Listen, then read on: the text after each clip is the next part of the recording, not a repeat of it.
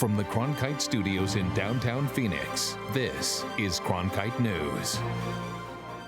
Fighting more than flames, how new legislation could help firefighters get the benefits they need to combat cancer.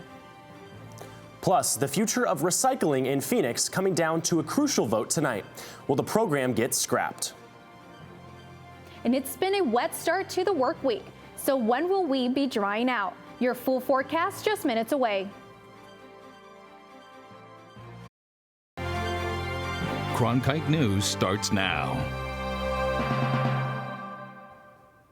Good evening and welcome to Cronkite News on Arizona PBS. I'm Stephanie Rodriguez. And I'm Sean Rice. Thank you for joining us. Some firefighters in Arizona are fighting more than just fires. They're fighting their city governments and insurance companies to receive the benefits they need to treat their cancer. Now those firefighters could be receiving some help from the state. Reporter Dylan McKim has more on how Arizona could become the first state to pass an ironclad workmen's compensation law. It's a story all too familiar among the firefighter community. An Arizona firefighter is diagnosed with cancer after years of being exposed to dangerous carcinogens on the job. They submit a workman's compensation claim only to be denied and told their cancer is not work-related.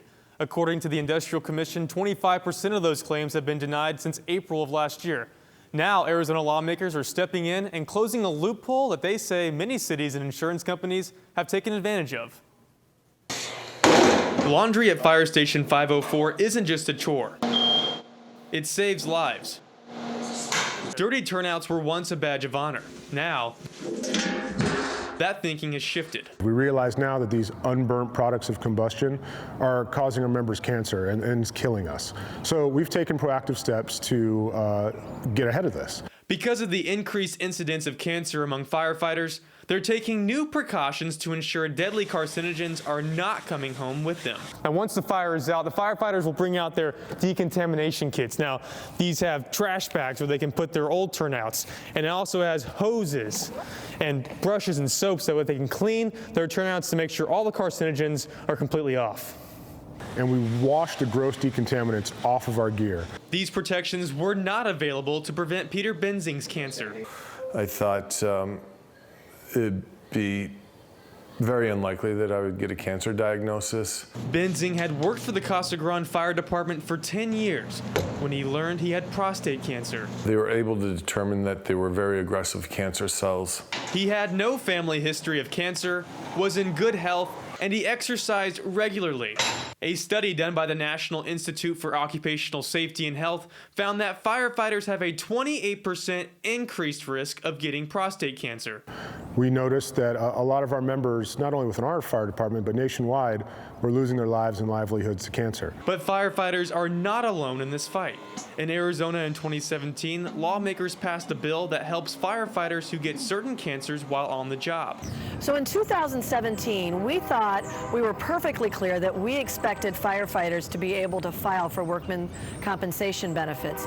Unfortunately, government being what government is, has found a way to work around the bill that we put in place. Despite the law, Benzing's workman's comp claim was denied by the city.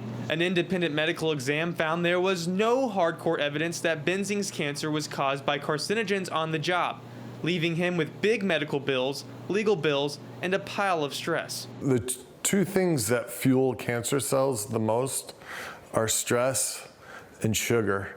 I can give up the sugar. I can control the sugar, but it's difficult for me to control the stress. Now, some state senators want to prevent this from happening to others. There will be no more guessing whether you will or not receive your benefits. You will receive your benefits. The proposed legislation takes the burden of proof off the firefighters. Now, having a cancer diagnosis is all the evidence they need. Now, our firefighters will be able to focus on fighting cancer and not fighting government for their benefits. That's good news for Benzing, who has more on his hands than most. After his wife died from cancer in 2016, he became a single father to his daughter, Alex, a task made harder during his recovery. And, you know, it was frustrating because I couldn't pick her up. She's very physical. She likes to jump. Socks. Benzing's treatment was successful, and his life is getting back to normal. And while he is still fighting to protect firefighters like him, he always finds time for his daughter. There's seems to be a little less me time, and I'm perfectly fine with it. Perfectly fine with it, because she's a lot of fun to be around, and we have a good time together. There is one more proposed change coming from the legislature that will add to the list of presumptive cancers that are covered. Ovarian and breast cancers will be covered, extending coverage to Arizona's female firefighters. In the studio, Dylan McKim, Cronkite News. Share this story with your friends and family. Follow us on Facebook and Twitter, and find us online at cronkitenews.azpbs.org. Recycling continues to be a point of debate across the U.S. and right here in Arizona. But why has this environmental solution turned into such a problem? The city of Phoenix set a goal to increase waste diversion to 40% through recycling and composting by the end of this year. Waste has been on the rise both in Arizona and nationwide, and so has the cost to recycle. But where does that recycling go? As recently as 2016, Southeast Asia was a destination for 70% of the world's recycling. Then in 2017, China banned most plastics, dramatically changing the economics of recycling. Communities that once relied on revenue from recycling are now struggling to keep their programs alive. Here in Phoenix, revenue from recycling has plunged from a high of $13 million to $3 million in 2019. This deficit has now forced the city to decide what the future of recycling will look like. Cronkite News reporter Isabella HULSIZER is outside City Council chambers with the latest. The Phoenix City Council is working to change the way they manage recycling costs. After several public hearings, the council has voted to move forward with a plan to increase the way that you pay to recycle. The debate has been ongoing. Back in November, the Public Works Department proposed 4 options. The first option would bring a 24% increase to service rates, which means you pay an extra $6.40 a month. The second option keeps recycling services with rate hikes, but keeps them very low. The third would reduce recycling to every other week, and the fourth option would mean suspending recycling and compost services. I spoke with one garbage truck driver who is in support of a rate increase if it means keeping the program. To keep the jobs for Public Works, because if we don't get the increase over the next 2 years, they're going to have to do away with bulk trash, go every other week with recycling, and we're going to lose 90 drivers. Trying to keep 100 people from, having to tell their families they don't have a job. Now for the latest on the recycling decision, go to cronkitenews.azpbs.org. In downtown Phoenix, Isabella HULSIZER, Cronkite News. Coming up next on Cronkite News at 5, the Navajo Nation is keeping busy as the election season nears. We'll show you what they're doing to encourage Native Americans to get out and vote in November. And a bill that would ban assault weapons in Arizona has made its way to the state Senate. Now it's sparking a debate on social media. The details when Cronkite News returns.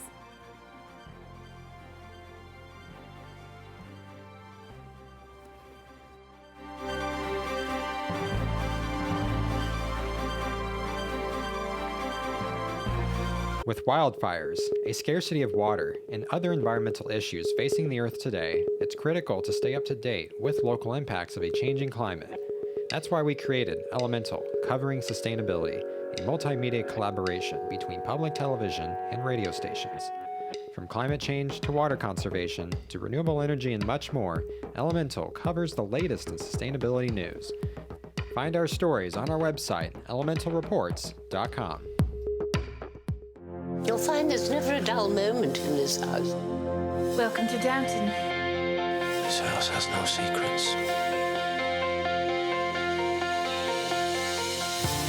Downton is catching up with the times we live in. This calls for a toast. Makes you want to jig about, though, doesn't it? Heavens, we are quite a party. Oh, goody goody.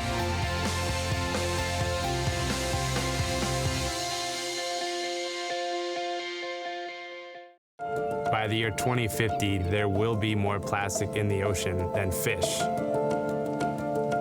Before Professor Halden, I had an insane amount of passion, but I almost felt helpless because I didn't know how to use it. Professor Hall didn't give me a chance to make a difference. Being at a place like ASU allows you to take these big leaps. Ultimately, the biggest problems in the world cannot be solved alone.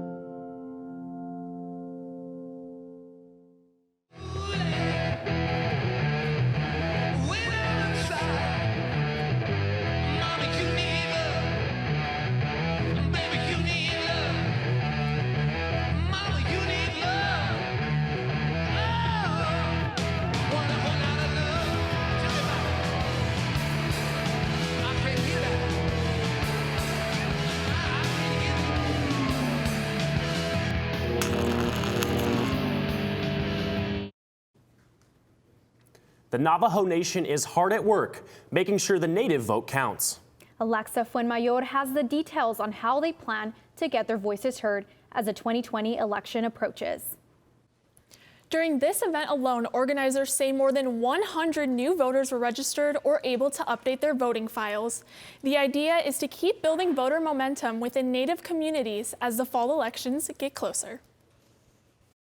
If the lines are drawn by those that don't want our voice heard at the state level, we lose our voice, we lose our vote. Arizona State Senator Jamasita Peshlakai, who represents parts of Coconino County, making it clear in a room full of Navajo Nation members and supporters, it's time to make their voices heard as elections 2020 inch closer.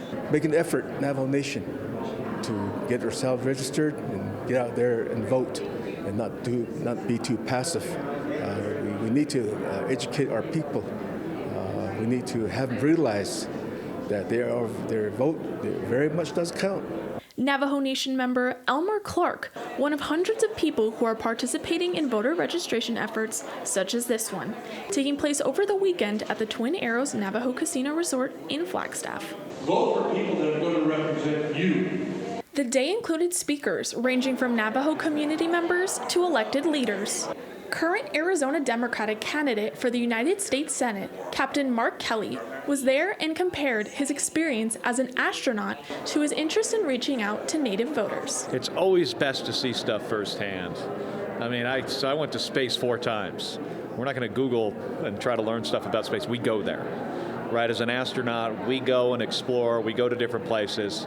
As somebody who is working to be elected to the United States Senate, it's very important for me to be there and see firsthand and listen to individuals where they live and work. Navajo leaders have expressed their belief that the voting rights of Native Americans in Arizona have been suppressed by a slew of requirements and practices, including the closing of polling locations and ballots only printed in English, not Native languages. For 2020, Native community members are pushing forward to vote, despite the potential obstacles. We need to vote. We need to go out and vote. We need to drag the kids 18 and over and say, come on, son, you gotta vote. Cronkite News reached out multiple times to the Arizona Republican Party to find out what efforts they're doing or planning to do to reach out to Native communities and voters. As of this broadcast, we have not heard back. In the studio, Alexa Fuenmayor, Cronkite News. Breaking news, we have an update now to the City of Phoenix recycling vote. In a vote of 7-2, the Phoenix City Council has approved a 24% increase in monthly recycling charges. That means Phoenix residents will pay roughly $6.40 more to keep the recycling program. The fee will be phased out in the next 2 years. A bill introduced to the Arizona State Legislature is taking aim at banning assault weapons. Senator Rebecca Rios introduced the bill, which is being co-sponsored by 11 other Democratic senators. If approved, it will ban people and corporations from manufacturing, possessing, purchasing, and selling any assault weapons or large capacity magazine. The bill does make exceptions for government officers who will be able to register the weapon, along with some firearm dealers and manufacturers. So we want to know what you think. Should Arizona ban possession and sale of assault weapons and large capacity magazines? Dustin says they should ban it on a partial basis. Who can/can't trust society with that empowerment? And Sal sounds off saying you can't ban the Second Amendment. It's not too late to join the heated debate. Just go to our Cronkite News Twitter feed to weigh in. After the break, an attraction appealing to video gamers is coming to the Valley. We'll tell you all about the Atari-themed hotel and how it will make history when the iconic company breaks ground in Arizona. And you're going to fall in love with the Valentine's Day forecast. I'll tell you why after the break.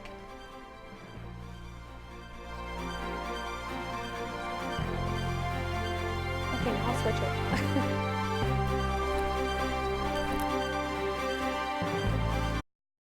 I'm Judy Woodruff, anchor and managing editor of the PBS NewsHour. The journalists of tomorrow face a fast-changing media landscape, but quality news remains vitally important to our communities, our country, and our world.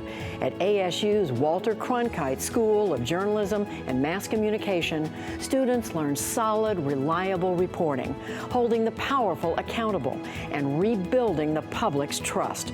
The Cronkite School and Arizona PBS, preparing the next generation for a stronger future of journalism. I had swore I was not going to watch the Vietnam War because I could remember the day I watched us finally get the helicopters out thinking, okay, it's over, and then went to my college class. Next thing I know, I'm watching Ken Burns' Vietnam. And the thing that caught me so much was how he was talking to the winners, and this North Vietnamese general said, there's no winners in a war. That just stopped me dead in my tracks. For more information about including Arizona PBS in your future plans, visit azpbs.org/giving. As journalists at Cronkite News, we report on stories that matter to you by focusing on the local impact. We dig deeper and work tirelessly to keep you informed. Live in Wickerburg. Live in Los Angeles. In Cleveland. In Washington. In Louisville. From Jerusalem. Live in Philadelphia. From around the world to right here in Phoenix. At Cronkite News, we report the facts and stick to the truth. Cronkite Noticias is the Spanish-speaking division of Cronkite News, covering topics such as economics, education, sustainability, immigration, and border relations. Cronkite Noticias strives to serve the Spanish-speaking community in Arizona. Under the guidance of prominent Spanish-speaking professionals, students at the Walter Cronkite School of Journalism develop content for our broadcast partner, Univision, as well as on Facebook and Twitter. Explore Cronkite Noticias at cronkitenoticias.azpbs.org.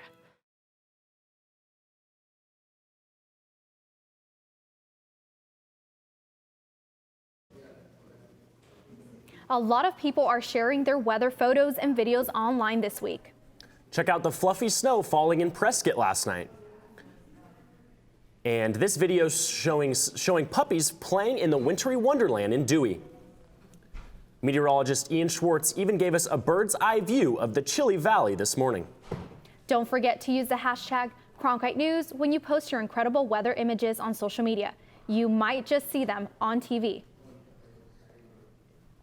Now we got Stephanie Bates here in studio. Stephanie, I know we had a lot of rain overnight, but what are we looking at the rest of the week? Well, rain chances are pretty much out of the picture for us here in Phoenix, but up north in Flagstaff, you are looking at the live cam we've got going at Snow Bowl. The snowboarders and skiers are enjoying that fresh snow that the high country got overnight.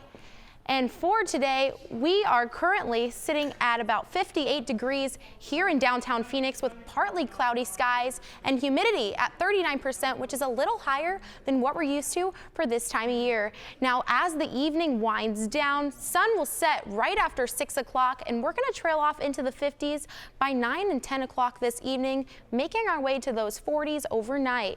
Now, low temperatures across the state of Arizona for tomorrow are going to get as chilly as 14 degrees up in the Grand Canyon and Window Rock, 18 degrees in Flagstaff. We're going to have a low of 43 degrees here in Phoenix for tomorrow. That's going to extend out along the lower Colorado River Valley. Now, as we look at our highs in the Phoenix Valley for tomorrow, will be at 64 here in Phoenix, as well as in Laveen, Tempe, and Chandler. Cool spot in the valley for tomorrow is going to be Cave Creek, coming in at 58 degrees. Now, expanding to look at the next 3 days, we've got a 10% chance of showers on Wednesday and Thursday. That's going to be gone by be gone by Friday as we make our way back to those 70s. And as the weekend rolls around for the third weekend in a row, we're going to make our way back to those mid 70s, starting off our work week with clouds and high of 70 on Monday. Back to you. The gaming industry has evolved over the years as esports continues to gain in popularity. So it's no surprise many are trying to find ways to take the industry to the next level. Atari is a video game brand labeled as a pioneer in the industry. The company has partnered with an innovation and strategy agency named GSD Group to bring the city of Phoenix its very first Atari game-themed hotel. The proposed site for the hotel is near Roosevelt in central downtown. The first of its kind design is considered to be the next big step in the gaming industry. So now gaming has gone to a completely other level. So we're thinking this is the best way to bring back Atari as gaming is getting huge in esports. We thought the two together is like peanut butter and jelly. I think the hotel is kind of that next evolution to esports because now there's a physical place, right? You can eat, sleep, play, eat, sleep, play. Up next, a story out of our LA bureau about a basketball player from Arizona who's creating a legacy for himself at Pepperdine University. The player, originally from South Sudan, explains the emotional meaning behind why he wears the number 22. Stick around.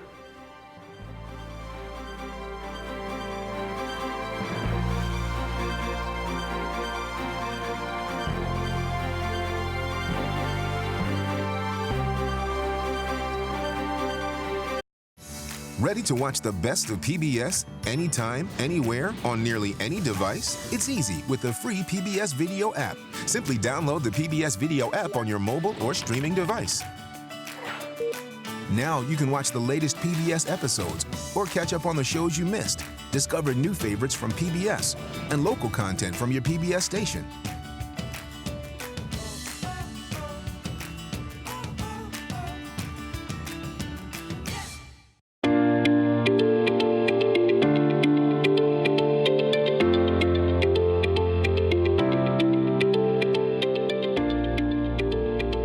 The weather around Phoenix is just beautiful today. Let's take a look at the weather around the valley. Thank you for joining us for the special edition of Cronkite News. Here are the top stories that we're tracking today at noon.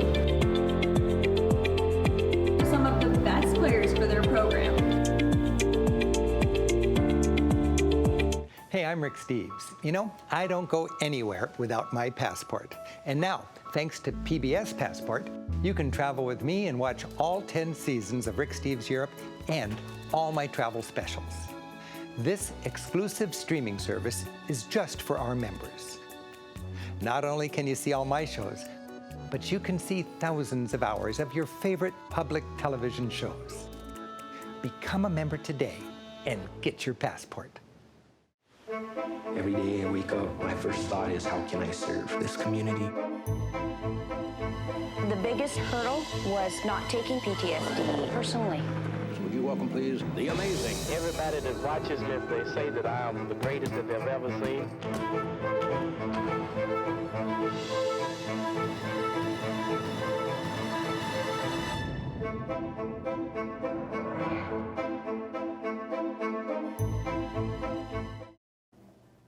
Majuk Dang, Juke for short, is a first-year basketball player for Pepperdine University and has a special connection to Arizona and the game. A former AZ Central All-Arizona team member in 2019, this Tucson grad is making waves in Malibu. Reporter Kyla Wilcher from our LA bureau caught up with him.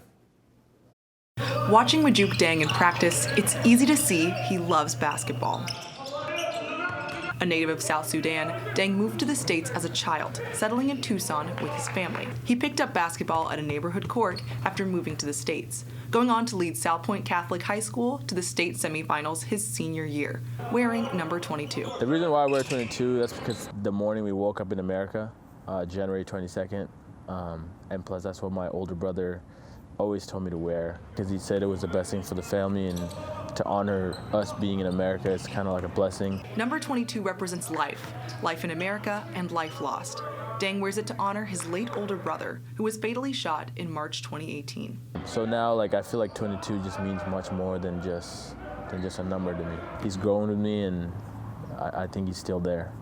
While Dang redshirts his freshman year, he's still impressing head coach LORENZO ROMAR. ROMAR coached at Arizona from 2017 to 2018. While in Tucson, he learned about Dang and was happy to bring the guard to Malibu with him. When we first took the job at Pepperdine, we're just kind of evaluating what was out there, who we could possibly get, and we thought of Majuk, if it would be possible, if we could get him to come to Pepperdine. And at the end of the day, it all worked out. Majuk is not the only Dang playing ball. His cousin is Luol Dang, a two-time NBA All-Star who retired this year. But Majuk doesn't feel pressure from this family legacy. I try to be a bit distant with him because I'm trying to make my own name. Whether that be in basketball or beyond. Majuk Dang is going to impact the world somewhere. There's no doubt about it. Basketball is, like I said, it's a key for me to open doors. And it's just going to continue to give me life after. I think it's going to definitely help me go back home and lay down a foundation that's going to help the kids behind me come up. Beyond basketball, Majuk hopes to become a lawyer with a focus on international aid. Cronkite News is proud to be the news division of Arizona PBS. Here's what's coming up on Arizona Horizon. On the next Arizona Horizon, we'll look at plans to expand a state education voucher-like program to include out-of-state private schools. And we'll hear about the legislative priorities of the Phoenix East Valley Partnership.